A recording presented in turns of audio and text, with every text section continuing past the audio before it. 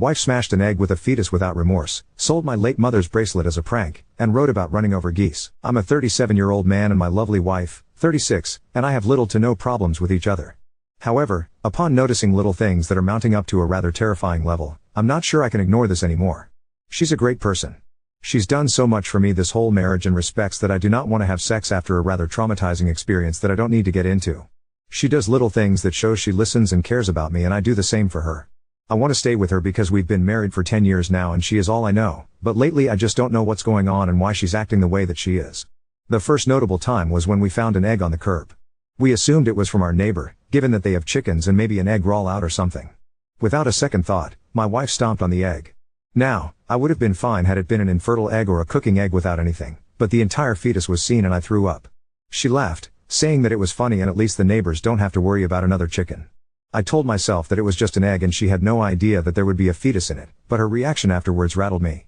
I brushed it off because, like I said, I love her. Maybe that is stupid, but I do. I really love her. But the things continued, and my love for her is wavering. Some notable things I remember were stated below. We have a dog, we'll call him Butter. Butter is the most calm dog in the world, and housebroken and well trained. However, one time, he was very sick and irritated and he went number 2 on the carpet. My wife screamed at Butter. Screamed. I told her to stop because the damage was done already and Butter is a dog who is sick. I cleaned the carpet and she never blew up at Butte or again, but it rubbed me the wrong way how mean she was to him. I understand that she was frustrated, but Butter started crying and trying to give her paw, and she kept screaming at him. My mom passed in 2020. Natural causes. But I was very close with her and it took many years to accept it. I keep her favorite bracelet on a table with family photos of her and me. One day, it was missing and I had a panic attack. The bracelet was made by my mom's grandfather, and she wore it every day. It was a part of her. But when I told my wife, she told me that she sold it. I sobbed. I wasn't mad at her, just devastated. But soon after, the bracelet was back on the table and I asked her about that. She started laughing and saying that you should have seen your face. When we were gardening, I noticed I dropped my keys. She was grouchy since it was hot and she was planting flowers since the morning. When she found them, she threw them at my face and it cut my nose. She felt horrible, but that reaction threw me off. One time after work on Halloween, I was feeling particularly depressed for no reason. I don't blame her for this, but she played a prank on me and jump scared me, something we do every Halloween. I started crying and having a breakdown because it was kind of the last straw for me after my shift. She laughed, and kept laughing, then went back to the living room and watched TV. One time on Facebook, we found out that a classmate had been in a car accident. I told her, and she shrugged, saying that she didn't really know her so it doesn't matter. It's okay for her to not care about the victim, but the poor girl was heavily injured, and my memories of her from school were pleasant and she genuinely didn't deserve what happened. My wife and I love horror. We are horror fans. But I cannot stand violence against animals. It disturbs me. So, when we put on When Evil Lurks, as you can imagine, I threw up. The kicker is that she has seen it but wanted to watch it with me say she loves it so much. I'm happy she loves it. But I would have appreciated a warning, which I vocalized. She shrugged it off and that was that. That's a few, but the worst of it happened just yesterday. I tried my hardest to not say anything, but it might be my last straw. I was cleaning up our room and my wife was at work, and I found a journal buried underneath the mattress as I was swapping sheets. For some reason, I opened it and realized quickly that it was my wife's diary. I would have put it back if I didn't see the words on the page. I was horrified. She wrote that when she was driving, there was a line of geese crossing the street. Annoying, yes, but the thing you're supposed to do is wait. My wife wrote that geese are a useless species so it shouldn't matter if a few get run over. Yes, she just ran over 2 geese on the road. Again, I was horrified. I know what people will say, so I'm going to answer a few questions. I love her. I recognize that sometimes, her behavior is unacceptable and concerning. I recognize the concern, which is why I'm here in the first place. But you all have to realize that for the past 16 years now, she's been my world. We dated for 6 years before getting married, and it's been 10 years since our wedding. In those 16 years, I've witnessed her go through horrific things and she's witnessed the same. It's hard to sum up those 16 years, but it's difficult and I'm already saying too much. I noticed the change over the past 3 or so years. Even then, in the moment, I didn't see it as an issue until reading that little journal entry. I can't just leave her, but I can't act the same around her after finding that out. I realize that I need to confront her about what I saw, but truthfully I am afraid. I never knew it was something she was capable of until I read it and started putting the pieces together. Whatever is going on, I don't know what to do with it. She has a therapist and so do I. She seems genuine. But I don't know what to do, knowing that she willingly killed an animal without any remorse. Honestly, I just don't want to leave her. I met her young, and all I know is her. She's seen me through the most vulnerable parts of my life and vice versa. Her family and my family are basically intertwined. We all love each other. She's basically been there longer than when she hasn't. If I have to leave her, I think that will be it for me. That'll be all I have. I'm 37, which isn't old but also not desirable either. I don't even know why she had a crush on me because I personally don't think I'm desirable. I don't even know if this post will make sense. I don't know if anyone will take the time out of their day to read my struggles. My therapist is on vacation so I can't tell her yet. I need somebody to talk to, because everybody that I'm telling brushes it off since she is a very sweet person to them. I just want to fix this. Edit, answering some questions. I said she's witnessed horrific things. I mean that a family member of hers has passed, and one of our mutual friends passed as well. But this didn't happen until months later. We have no kids. I had a rough experience I won't delve into that made me realize I am asexual. And I will ask her soon. My mom passed in 2020. Natural causes. But I was very close with her and it took many years to accept it. I keep her favorite bracelet on a table with family photos of her and me. One day, it was missing and I had a panic attack. The bracelet was made by my mom's grandfather, and she wore it every day. It was a part of her. But when I told my wife, she told me that she sold it. I sobbed. I wasn't mad at her, just devastated. But soon after, the bracelet was back on the table and I asked her about that. She started laughing and saying that you should have seen your face. Update 1. I've had a long month, and there's a lot to say but I honestly cannot stress enough how much your support and words, harsh or not, mean to me. I'll say what has been on my mind lately, but if anybody just came for this, here it is. I'm leaving my ex-wife, Anna, but we are still living together as I pack my things. I'm not really scared of her anymore, so that's her name. I sat down and had a conversation with her. Everything I wrote down and posted here was copy and pasted from Google Docs. I left some details out since they were identifiable for both Anna and I. I showed it to her and she blew up at me. I understand why she was angry. I did share information about our marriage and life on the internet. Her emotions were reasonable. But I started to get very irritable. She listened to the word vomit that just spewed out. She didn't interrupt me or yell at me because I think she realized in that moment how badly it was all affecting me. I begged her to just hear me out and surprisingly she did. She admitted to me that she also recognized that she was changing and told her therapist about it. Do I believe her? Not really. She said that she's been scaring herself and that she's been having anger issues flaring up that she's noticed, and as some of you predicted, she didn't want to give sex up so she cheated on me with some guy she met at her job. Honestly, by the time she explained herself, I didn't care. Because I don't. With everything that has happened, this was the least shocking. I asked Anna, genuinely, if she loved the man she met and she said yes, which hurt but also didn't seem like a surprise to me. I told Anna that if she didn't love me, I can divorce her and we can figure out the separation and home situation. She agreed far too quickly, but I was so emotionally exhausted and done with her shit that it didn't register how little she valued the marriage to just toss it out like it was nothing. I just told her that for the next guy, she needs to get help. She agreed that she would check herself into the hospital. Some of you suggested a tumor but that wasn't the case. Her explanation was that the man got her into drugs. That's all I will say on that matter because it's all she told me. At this point, I don't even care what the reason was because the impact was the same. Honestly, I'll forever kick myself down for not recognizing any warning signs sooner. It should have never gotten to the point that it did, and while it may not be my fault, I'm haunted every day by the thought that I could have been smarter and stopped her from doing everything that she did. When I say that she wasn't always like this, I mean it. She didn't give a specific date from when her affair started, so I can't pinpoint it to an exact event that happened. I miss the woman she used to be, the lovely girl I've known for almost 2 decades. I know this was something that had to be done, but no matter how many times I tell myself that, it doesn't make me feel any better. For those wanting to know, Butter is safe. He's a good boy and he's staying with my sister while I pack up to leave. My wife never physically hurt him but she has yelled at him a few times. It hurts not having him here all the time since my sister's house is 30 minutes away. But he's safe and I actually see him tonight. I also informed my family about this situation. I didn't want to but I knew it was necessary. They understand and apologized for their brushing off of the situation. But to be fair, I downplayed it so that could also be why they didn't see it as an issue. Her family knows we are splitting as well. As for me, I don't really have friends that are available that often, so I've spent most of my time alone in the house and thinking to myself. It was our house at one point. I remember when we first bought it and how excited she was. My best friend and I are going to eat out together, so that's something to look forward to. And she's still admitted. I don't hear from her because they take your phone away at the hospital. I hope she can recover, but after everything that my therapist, family, best friend, and you guys have said, I can't bring myself to stay with her. Breaking it off felt like ripping my own arm off. I was devastated and still am. She seemed distraught as well, but I don't know what to believe anymore. I don't think she doesn't care about me. I think there's a part of her that still cares. But maybe I'm wishfully thinking. Even through everything I can't be mad at her. But I know loving her isn't good for me. Is it wrong to forgive her? To see everything from her side? It hurts. It really does. I don't know anything but her.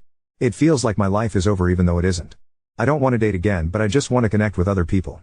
It didn't click how isolated I was until I left, and I realize now that she is at fault for my lack of communication with anybody. If I had to conclude this jumbled mess of an update, it'd be this. I'm going to be fine. It's only been like 2 weeks, but it's been the longest 2 weeks of my life. I realize that there are more people around that support and care about me. It honestly was really hard to accept that Anna was a disturbed individual who didn't love me. Sometimes, I still convince myself that she does. But everybody around me states that she doesn't. And I'm coming to terms with this. It's progress. I've spent more than 16 years with this woman tormenting me, and I have a warped perception of reality. It truly is not easy to experience any of this, and honestly sometimes I want to come back to her. But I know that maybe I can find the woman, or man, for me that will love me the way I need to. I'm working it out in therapy, and honestly I'm still frightened of Anna. But I am thankful that she was the catalyst to a new chapter of my life. I learned a lot from this, mostly what love is and isn't. Thanks. You guys have good perspectives on things. I can't say that Reddit is what fixed my problems, but I can say that leaving was a result of the extra push you guys provided. I wish Anna the best, wherever future takes her. While I'm sad that the future will not have me in it, I think this was the best for both of us, since she didn't seem to love me and I now fear her. Now on to second story. Exposed my ex-husband's empty role as a father after our son searched for stories for kids without dads online. I'm 33 and have 2 kids, 12 and 8. I divorced their dad when I discovered he was cheating on me with a mom from our younger son's school group. Despite that betrayal, I agreed to shared custody because I wanted my kids to grow up with their father in their lives. However, since the divorce, he's only been around when he's picking them up for visits. He often goes out with his stepchildren but rarely includes our kids, claiming those outings are spur of the moment and can't always include them. Eventually, I stopped pushing, but I've always thought it was unfair that he keeps his distance from our children's lives. Recently, I decided to upgrade my older son's computer, and he asked if we could give his old one to his cousin, my brother's son. My brother has been a huge support for my kids. He's always available to take them to their school events when I can't and often takes them out to the park or for trips when I'm busy. My ex, on the other hand, is rarely available for them. Anytime I ask him to help with an activity, he has an excuse: he's out of town or swamped with work. Ironically, though, whenever his stepkids need something, he's there. Once, he even argued with the stepkid's father at a school event, insisting he had the right to be there. When my ex found out I gave the computer to my nephew, he got upset. He complained that if I had money to spare on a gift like that, I should have forgiven 2 months of child support he'd missed, since his finances were tight with a new baby. He added that if I could give away a computer, I should have gifted it to either his kids or his stepkids, who shared just one computer among the 3 of them. I told him my finances were none of his business and that I owed nothing to his stepchildren. Then his wife jumped into the conversation, accusing me of spoiling my son by giving him a new computer and of being petty for letting my son bring it to their house, claiming it was just to show off in front of his step-siblings. I told her she had no right to speak to me that way or question my decisions. I added that I allow my kids to see their father so they can grow up with him in their lives, not so she can interfere with how I parent. My ex was offended, but I told him this whole situation could have been avoided if his wife hadn't inserted herself where she doesn't belong. After that, things seemed to calm down until last week. I went to pick up the kids, and my ex was visibly upset. He explained that he'd tried reading a bedtime story to our youngest. At home, he still likes to be read to before bed, usually by me, his brother, or my brother, and when none of us are around, he listens to audiobooks. Apparently, my ex wanted to make an effort to connect, so he offered to read to him, but our son turned him down, saying he didn't need him for that because he could do it himself. My ex stayed to listen as he searched for a story for 8-year-olds without a dad on his tablet, and it hit him hard. The next day, my ex offered to take our older son to basketball practice, but he replied that he'd be going with his dad. He quickly corrected himself and said uncle. That made my ex even angrier, and when I came to pick up the kids, he confronted me about it. I told him that if our kids feel like they don't have a father, he is only himself to blame. He tried to shift the blame onto me, saying I was the one pushing him away from his role. I told him it's up to him to show up for his kids, not something I can do for him. I reminded him he was the one who broke our family, and he's chosen to be more involved with his stepkids than with his own children. I told him not to kid himself. The kids are growing up, and they're starting to see the reality of who he is as a father. If he keeps this up, he can't expect much from them in the future. After that exchange, his mom called me. While she's always been polite to me, I felt the need to say that I would have appreciated the same concern from her when she supported her son's affair, knowing her grandchildren were losing their father in the process. She hung up, and we haven't spoken since. My brother advised me that I had every right to express how I feel, but he suggested that maybe this discussion shouldn't have happened in front of the kids. Later, my ex texted me saying that if I weren't so difficult, he'd spend more time with them. I told him his duty as a father doesn't depend on whether I'm easy or not, and he knows I've never prevented him from seeing the kids. The truth is, when he has to choose, he prefers outings with his stepkids over his own children, and that's something only he can change. Update 1. I didn't expect to receive so much advice, and I never thought this app would be so useful. It's not very popular in my country. Now, back to the topic. My ex sent me messages saying he wanted to resolve things, stop arguing, and talk to me. I agreed. He came to my house, and we didn't beat around the bush, we went straight to the point. He asked me if I really thought he was a bad father. I replied that, looking back now, I never would have chosen him to be the father of my children.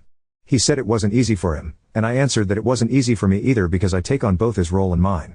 He told me he couldn't leave his stepchildren without a father because he had already broken their family, and I replied that he had left his own children without a father. He started crying and told me it was my fault, saying that when the infidelity happened, I refused to forgive him or go to couples therapy. I kept telling him things I'll admit they weren't kind, but none of them lies.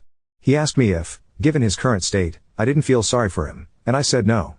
He told me he didn't think I could be so cruel, and I replied that when I changed jobs, pulled my kids out of school 2 months before the end of the term, moved houses, and watched him disappoint our kids over and over again, any empathy I might have felt turned into apathy. He left after that. His mother called me and said she knew what I had told her son, that he hadn't stopped crying, and that she didn't understand how I could carry so much hatred to hurt her son like that. She said I should just get over it. I answered, with all due respect, what I said wasn't out of hatred but out of truth. If your son is crying, it's because he's finally facing the consequences of his actions. Maybe instead of worrying about how he feels now, you should have taught him to take responsibility and treat people with respect. She said I didn't know what it was like to feel a mother's love and see a child suffer, and I replied that I did understand because I have 2 children who cry over a living father. 2 children who see their dad being a father to other kids when he doesn't have time to be their father. She said he was sorry, and I told her not to put words in his mouth and to stop calling me about anything related to her son. I hung up. I wanted to cry so badly, but I'm a damned mother, and I don't have time for that. I want my kids to feel safe, loved, and strong enough not to need anyone, not even me, to be themselves. Last Thursday, I took my kids to their cousin's birthday party, hosted by my ex-sister-in-law. I still have a good relationship with her. She was the one who told me about the infidelity and that her mother was already encouraging it. My ex showed up alone and irritated. My kids kept their distance from him. They kissed his hand but then ignored him completely. My ex-mother-in-law told the kids they should show more respect to their father, and my eldest replied and he doesn't show respect for me since he and his partner talk badly about me. I scolded my son, not for what he said but for how he addressed his grandmother. I told him it was wrong to eavesdrop on private conversations and repeat them. Then I asked him to gather his things because we were leaving. My ex-mother-in-law asked me not to leave, saying the kids were having fun and we could resolve this as adults. She asked my ex what he had said, and he claimed not to remember. I told her I didn't care, and she said we should be good parents. I replied that to be good parents, you need to be good people first. My ex was getting agitated. My ex-mother-in-law asked why we couldn't have a civilized co-parenting relationship. I told her everything I've mentioned here about his free will to see the kids and how the second custody agreement isn't working since he only sees them some weekends. My ex didn't want to discuss it, saying he had too many kids at home. My ex-mother-in-law told him the only kids who should feel comfortable are his, and the comfort of the others should be provided by their biological father. My ex wanted to end the conversation because his mother was scolding him for being a careless father. He also said it was my fault. I asked him to clarify how it was my fault. You can see the kids whenever you want, what more do you want? He started yelling, claiming I was only being petty because I didn't really need the money since I earned more than him and had fewer kids to feed. I told him I wouldn't continue the conversation and that I'd show him what being uncivilized looks like by filing for the overdue child support payments. His mother asked what I meant by overdue payments. I explained that he was 3 months behind. She was furious, slapped him, and demanded to know what he had done with the money for his children. He answered, I couldn't let Junior miss out on attending the same school as my son. I didn't want him to feel inferior. My ex-mother-in-law said she couldn't believe it, and they started arguing. I left. Yesterday, my ex-mother-in-law came over and said she would pay the overdue fees. She brought the money in cash. I knew my ex would be furious. Here's some context. My ex-mother-in-law doesn't work, doesn't own anything herself, and lives with my ex-sister-in-law. However, she does have significant savings from her inheritance. If she pays the tuition, my ex knows there won't be much left for him when she passes, even though she's still healthy. He's been asking her for years to invest some of that money in his business ideas, but she's always refused. My ex's retaliation was not picking up the kids this weekend. Yesterday, my ex-sister-in-law called me. She doesn't know all the details yet, but apparently, my ex's 15-year-old stepson punched him in the mouth. She said she'll let me know exactly what happened once she finds out.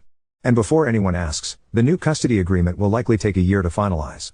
The court says the overdue payments are the priority, and the rest can wait. We have more urgent cases. Update 2. A promise is a promise. As I mentioned earlier, my ex's stepson had an altercation with him because my ex refused to let him go out. Now I have more details. My ex's stepson had plans to go bowling with some friends. His biological father had already given him permission and money for the outing. However, when he told his mother, she said he couldn't go because they needed him to stay home and watch his younger siblings. My ex and his wife had planned an outing and needed someone to stay with the kids. This led to an argument. The boy raised his voice to his mother, and my ex stepped in to demand that he respect her. The boy replied that he wasn't his father. Trying to maintain authority, my ex told him that as long as he lived under his roof, he had to follow his rules. The boy ignored him and turned away. My ex followed him and touched his shoulder to get his tie-in. At that moment, the boy turned around, punched him, and shouted that he wasn't his father and could never compare to him. The mother scolded him for his behavior, but the boy, still angry, shouted back that he hated her. This version was shared by my ex and his wife to my ex-mother-in-law. My sister-in-law later relayed it to me. They went to see my ex-mother-in-law to try to gain her sympathy and convince her to take care of the kids, the two stepchildren and the baby, so they could go out. However, my ex-mother-in-law told them she would not take care of the children. When I spoke to my ex, he mentioned he was dealing with family issues and claimed that the boy's biological father was turning him against him. He didn't give me many details and omitted most of what my sister-in-law had shared. He simply informed me that, due to the situation, he wouldn't be able to pick up our children this weekend. The 15-year-old boy is now staying with his biological father. As for what I mentioned earlier, my ex was 2 months behind on child support, and that same week, he was supposed to make another payment. He didn't, leaving him 3 months behind. In the end, his mother was the one who covered the overdue amount. Regarding the child who attends the same school as my son, it's not the 15-year-old involved in the altercation. It's his younger stepbrother, who is 8 years old, the same age as my son. I decided to enroll my son in that school when the affair became public. At the time, I was working as a kindergarten teacher at the same school, and the boy had been one of my students. We all knew each other, and to protect my children from rumors, I transferred them to a private school. This happened 2 months before the school year ended.